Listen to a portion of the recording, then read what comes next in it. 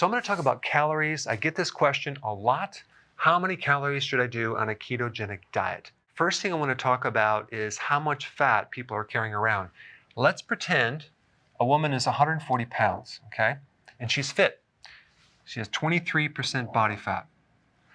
She will have about 32 pounds of fat on her body, and she's carrying just over 100,000 calories of fat.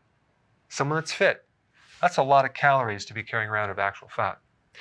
If she's obese, let's see, she's 39%, it could be more, and we keep her at 140 pounds, she has about 54 pounds of fat, and she's carrying around a little less than 200,000 calories of fat, okay? Take a guy who's 170, 16% body fat, he's fit, 27.2 pounds of fat, and he's carrying around just under 100,000 calories of fat. A fit person carrying around a lot of fat, potential calories on their body at one time. Let's say they're obese at 27% body fat. They're carrying around 45.9 pounds of fat. That's over 160,000 calories of potential energy on their body. So then you have something called the basic metabolic rate. That is the number of calories that you are burning at rest to keep things working. Not exercising, just at rest. Let's say, for example, yours is 2,000 calories per day.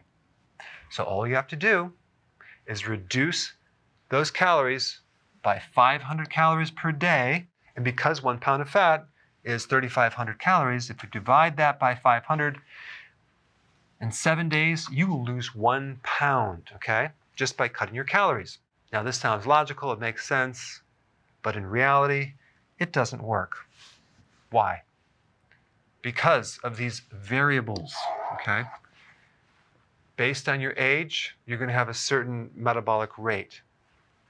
Let's say your thyroid is slow, it's going to be a lot slower. Let's say you have insulin resistance, or pre-diabetic, or you're diabetic. That right there is going to keep your insulin high and keep you from losing any weight. Also, the amount of exercise can influence your weight by about 15%. Stress can inhibit your ability to lose weight. The number of hours you're sleeping affects whether you're going to lose weight or not. And just the speed of your metabolism, which really involves all these things we're talking about. The number of times you did a diet. The more times you've done a diet, the slower the metabolism, because the body will just compensate just for the fact that you're eating less. And then we also have the variable of how these calories influence hormones, the type of calories you're consuming. And this is always ignored by those people using the calories in, calories out theory. And then we have your body problems. If you have an autoimmune problem or an inflammatory condition or whatever, that can affect your ability to lose weight. And then we have this variable right here, especially when you're doing keto. Because if you test yourself and you're in fat burning, and you are in fat burning because you're in deep ketosis, you're like, yes, but I'm not losing any weight. It could be because the ketones you're burning, or the calories from fat that you're burning, is mostly dietary and not your own fat reserve. So instead of trying to figure out your calories that you should start with from the front end, I'm going to recommend you try certain things to see what works for you, as far as to discover how many calories you need and how many times you should eat.